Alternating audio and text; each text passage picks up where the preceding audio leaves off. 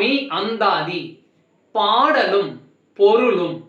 பாடல் 45. உலகோர் பழியிலிருந்து விடுபட.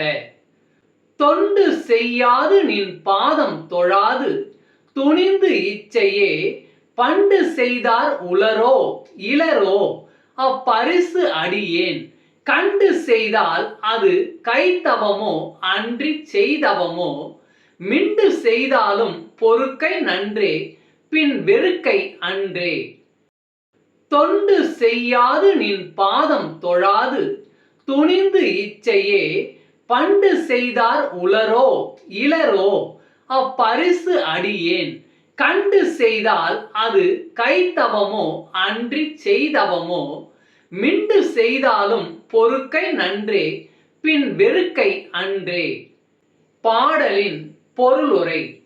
தேவி உனக்கு தொண்டு புரியாமலும் உன் திருவடிகளை தொழாமலும் மெய்ப்பொருள் இன்னதென உணர்ந்து தம் மனம்போன போக்கினராய் பழங்காலத்தில் ஞானியரை போன்ற அடியவர்கள் இருந்தார்கள் அன்றோ.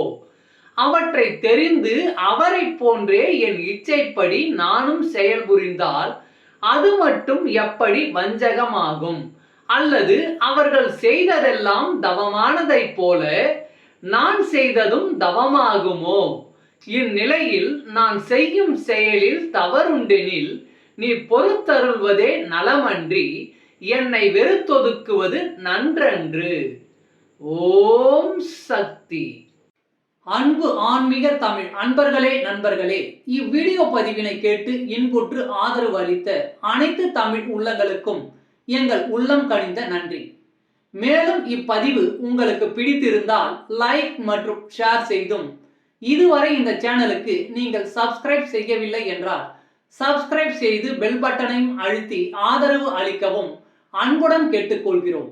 மிக்க நன்றி. அடுத்த பதிவில் உங்களை விரைவில் சந்திக்கும் வரை உங்களிடமிருந்து விடை பெறுவது தமிழ் யூடியூப் சேனல்.